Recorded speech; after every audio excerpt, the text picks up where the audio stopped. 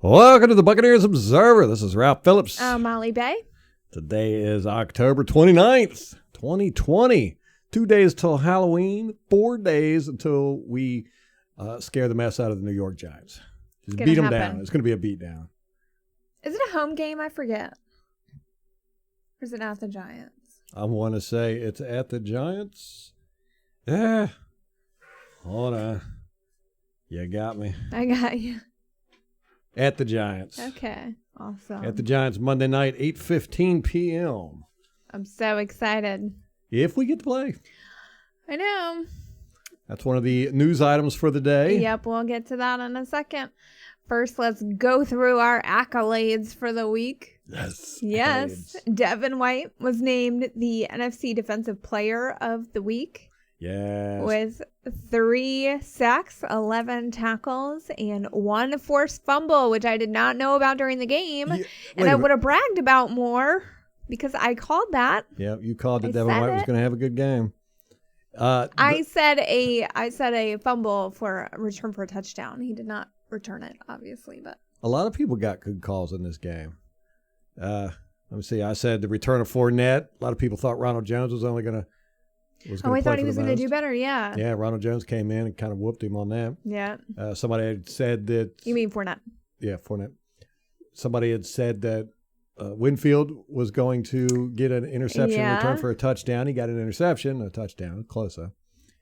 And then you said that Devin White was going to have a monster game, get a fumble recovery for a touchdown, and boom. Isn't it so easy, though, to pick all this stuff? Like, just say, this person's going to have a good game because chances are really good that they could have a good game because we're just awesome. Well, we do have the best defense in the league. We lead the NFL in yards allowed per game, at per play at 4.75. That's incredible. We have the best run defense in the league by a wide margin, allowing 66 yards per game. Wow. That's incredible. 3 yards per carry. We're 6th in yards allowed per pass play at 6.31. That's not too shabby. And by all advanced metrics, we are the best defense in the league. And I'm going to take credit for that.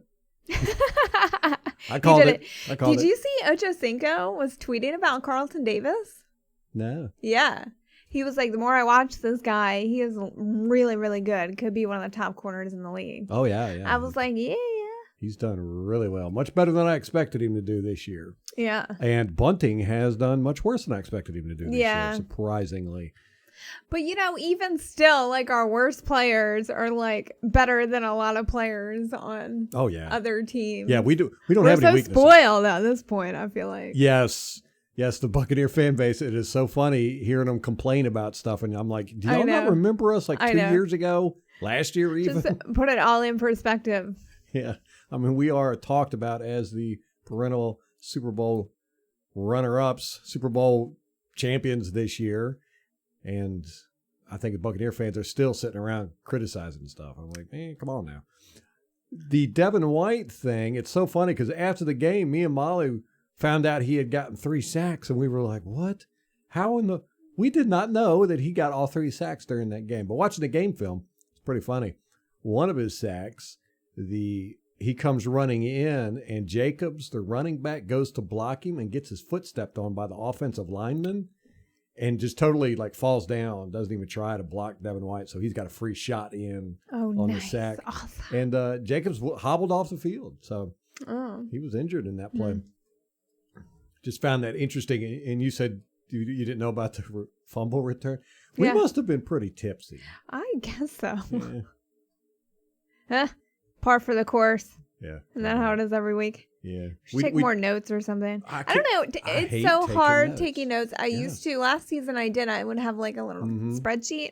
And it was just too much because you can't pay attention, you can't enjoy it, and you can't live in that moment. It's really hard. Right. That's why. And, you don't get that game experience. Yes. That's why I don't take notes anymore. I just sit and watch the game and enjoy it. And, all of our family and everybody knows, just don't interrupt me on Sundays when the Buccaneers are playing. I don't even like to talk to people unless you're talking about Bucs and what's going on in the game. I mean, people that come over to the house and stuff, we got kids and kids come over and play. No, don't. Don't bother me. If Daddy's watching football. Yeah. And those are the days I end up having to do everything. Ralph does it normally all the time. He does everything except Sundays. I take it over on Sundays. Yeah. Hey, that was what you married into this. I knew what I was getting into. Ralph put that in our wedding vows, in fact. We did go to Raymond James Stadium for our honeymoon, so. Oh, that's true. There you go. Yeah. All right. This is not about us. Let's get back to this news. It's always about us. All right. Super Bowl. Let's talk about Ray J. Adam Schefter tweeted and said that the NFL is planning for 20% seating capacity at the Super Bowl. That's horrible. So with, I think Raymond James seats like 66,000. So he's saying it'll be between 13,000 and 15,000 people. Can you imagine how expensive those tickets are going to be? Oh my gosh. Outrageous. Yeah, they're going to be 4 or 5 times more expensive. And you can imagine how horrible it is for Tampa Bay, the city. You know, here it is. They've got the opportunity to, you know, make millions of dollars off of the tourism for the Super Bowl, and just gone. Sucks. It does suck.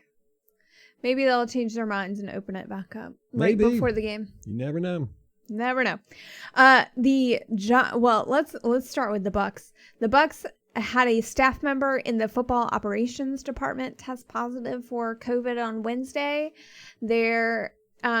It doesn't seem like they had any contact with any players. There is another individual in the building that they may have had contact with, so they are both self-isolating.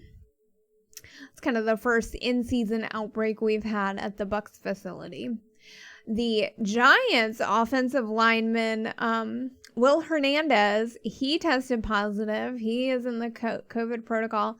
And now the rest of the line is self-isolating while they're doing contact tracing. So second week in a row, the offensive line of our opponent has had an issue with COVID. They're scared. That's what doing? It is. Yeah. They're like, I don't want to play that Tampa Bay defensive line. I'd rather catch COVID. They're going to like COVID parties, so one of them could test positive and they don't have to play. Like a pox party. But. Well, I tell you, man, watching this Giants offensive line, they're bad. They're going to get steamrolled. Yeah, and we watched the Giants Eagles game, and I was like, wow, I can't tell if the Giants defensive line is good or if the Eagles offensive line is just terrible, because they were getting a lot of pressure on Carson Wentz. I think we're going to watch the Rams game to see them play a good team, just see how that stacks up, see what we're up against. We'll do the podcast tomorrow night. Yes, I've just now crossed halftime on the All-22.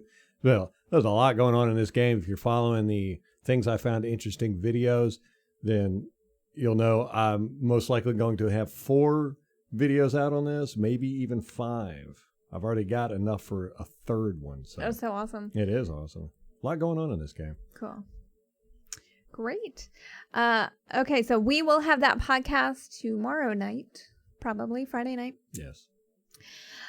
We did get an injury report, and this kind of works out too, because the first injury report didn't come out until Thursday rather than Wednesday. So it works out for our game preview. We'll have 2 injury reports as usual. So on the Bucs side, we have Chris Godwin, of course, with that finger injury. He did not practice, and apparently that injury is worse than what they said.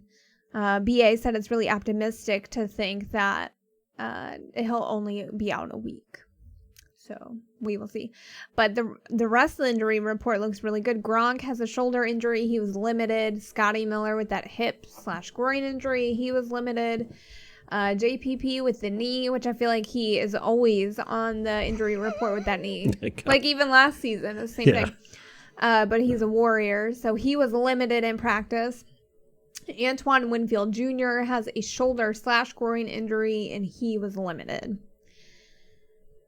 The Giants, on the other hand, because of the offensive line being isolating, all their offensive linemen are on the injury report. So offensive tackle Cameron Fleming, he did not practice.